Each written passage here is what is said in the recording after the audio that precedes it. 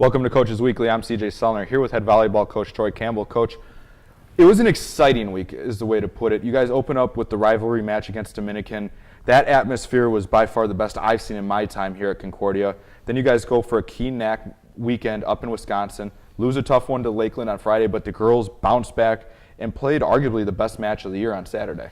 Yeah, that's it's so great to kind of see. You know, we've had kind of a fluid roster so far with injuries and so on and so forth. So we're down to 10 players, and now we've played that lineup consistently over the last month, and it's really starting to come together. I like what we're seeing so far. So, you know, the Dominican match was high intensity. It was a high energy match. The home crowd was great.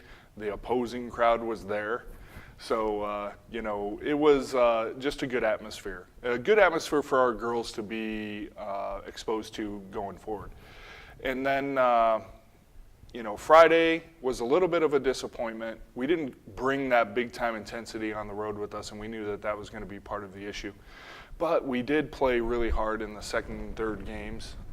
We were just playing a tough team on their court. And then Saturday, of course, we could step down and do the same thing, but the girls really came to play, and we played a fantastic match. We're really, really proud of what they did on Saturday. So we were down 9-0 in the third game in that match and came back and won that game. So to beat Marian in 3, who had beaten Lakeland, who had beaten Illinois College, who had both beaten us, was really great. Yeah, that whole match, when you look at the box score, there's runs left and right that from both sides, but it was one of those things that I feel like the maturity and the kind of the cohesiveness of the teams coming together and showed in that match, because at certain points a team would go on that run and it would be, that's it. Now that team's come together, they say, let's do this. And even late in that match that you guys were down, I believe it was 17-8. I mean, that you're getting late in those numbers, but the girls fought back. They did not give up. Yeah, that was, you know, when you see that there can be success at the end of the rainbow, then you don't give up and you fight for every single point. And we're always talking about resetting the score to 0-0. It doesn't matter what the score is. And they really took that up and did a fantastic job. Nikki and of course Austin and Raven had the best match that she's ever had as a Cougar. 10 kills on 20 attempts with 0 errors. She was key in that match. And to be able to rely upon everybody to do their job and do it right was huge. You know, both our middles played really well. It was just a good team win, which is, you know, as a coaching staff, you know, you kind of take a sigh of relief and you go, okay, now we can work with this, and hopefully this week is much of the same. Now this week it continues to be tough. You guys are still alive and well in the NAC playoff hunt with that win against Marian. Now you get Benedictine coming here on Tuesday night. You've seen them when you guys were at Lyle for the NAC IAC Challenge.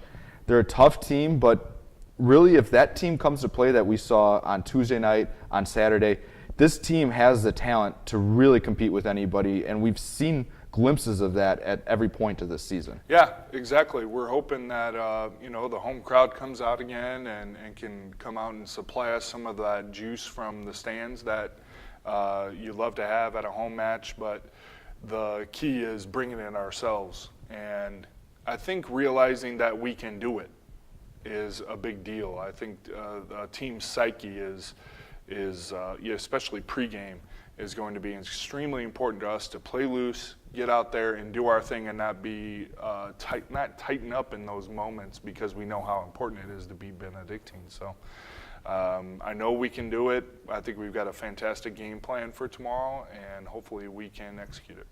Now, this team has really kind of come together, as we said.